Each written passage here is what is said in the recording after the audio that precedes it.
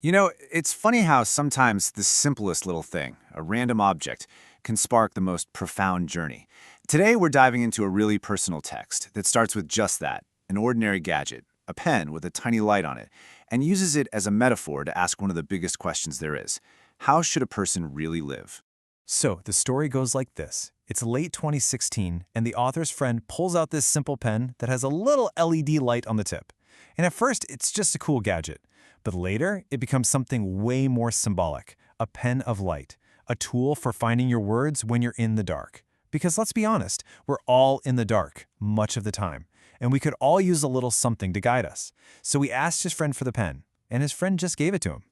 So now, with this symbolic gift in hand, he doesn't just start doodling. No, he asks himself this really serious question. What shall I do with my newfound pen of light? And this question is the engine that drives this entire exercise we're about to walk through. And that's the key right there. The focus isn't on what to write, but on how to live.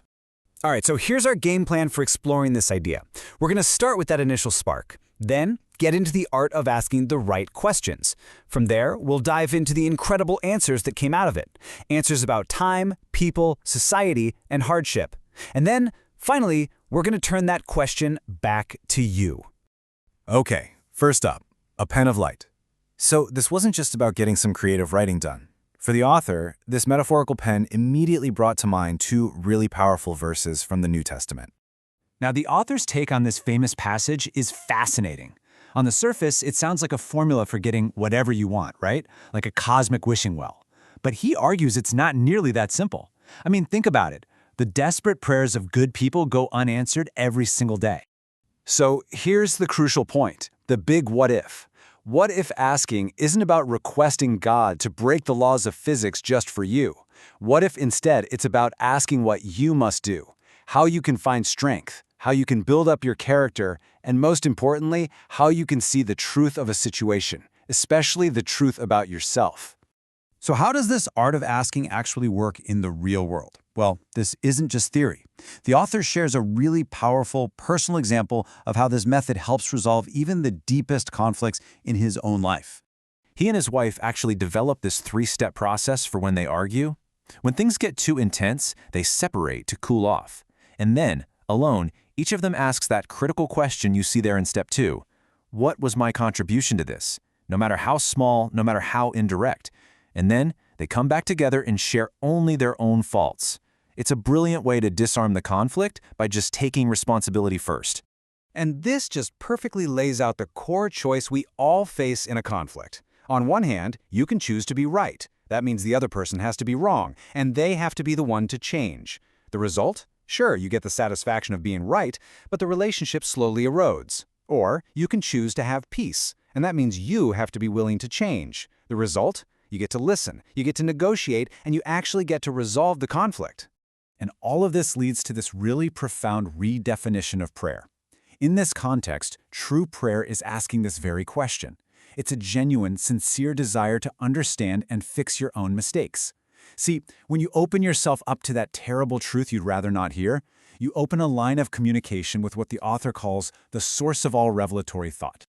So, armed with this whole new way of thinking, the author goes back to his pen of light, and this time he decides to raise the stakes.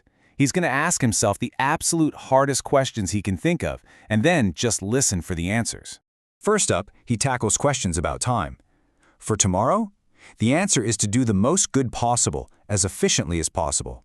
For next year, keep improving on the good you do. And for his whole life, the answer is so potent. Aim for paradise and concentrate on today. In other words, aim for the absolute highest good imaginable, but focus all your energy on what you can do right here, right now. Next, he turns the pen to his family, to his relationships, and wow, the answers that come back, they're like complete philosophies packed into a single sentence. For his wife, it's absolute reverence. For his daughter, reassurance that motherhood is a good thing.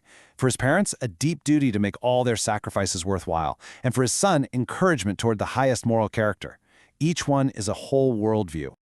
All right, so from that inner circle of family, the questions start to expand outward. They begin to encompass our duties to the wider world, to strangers, to our society, and even to our nation as a whole. And the answers here, they get into some heavy social responsibility. For the stranger, sacred hospitality. For someone who's fallen, offer a helping hand, but don't get dragged down into the mud with them. And for a torn nation, the task is just immense. Stitch it back together with careful words of truth, which suggests that healing deep divisions isn't about winning arguments, but about carefully, thoughtfully speaking the truth as you see it. Okay, now we get to what might be the hardest questions of all. The ones that deal with pain, bitterness, and the challenge of building character when you're faced with real suffering. To really bring this home, the author tells this great little story. It's about an intelligent but anxious young man. He's resentful that the world hasn't recognized his genius yet, and he makes this crucial choice. Instead of waiting for the perfect opportunity to come along, he decides to accept the very first, most humble one he can find, a job as a dishwasher. And this choice, it reflects this really deep wisdom, which is captured perfectly in this Taoist verse about the uncarved block. This block basically represents raw potential. The verse is saying there's huge wisdom in mastering yourself before you try to master the world. So this young man chose to carve himself through humility and action, and that simple choice began to change everything for him.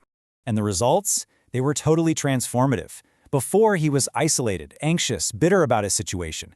But after accepting that humble job and the opportunity it represented, he was living on his own, earning his own way, and actually confronting the world head-on.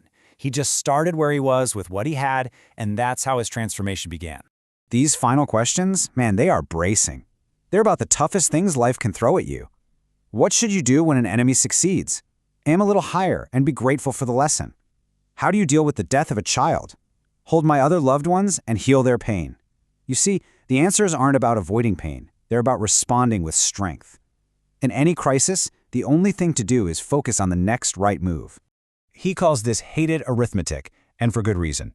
He realized his parents were in their 80s, and given their life expectancy and how often he visits, he did the math and calculated that he would likely see them fewer than 20 more times. It's a terrible thing to know, he says, but knowing it ensures that he will never, ever take one of those moments for granted again. And that, really, brings us to the end of this whole exercise. After asking those final, incredibly difficult questions, the author put down his pen. He had found the words he was looking for.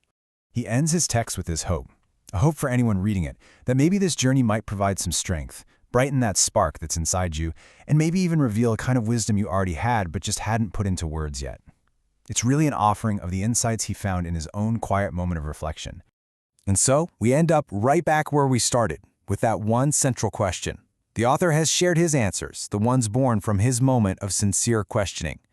So the final challenge of the text and of this explainer is to turn that question back to you. What truths are waiting for you to ask? What will you write with your pen of light?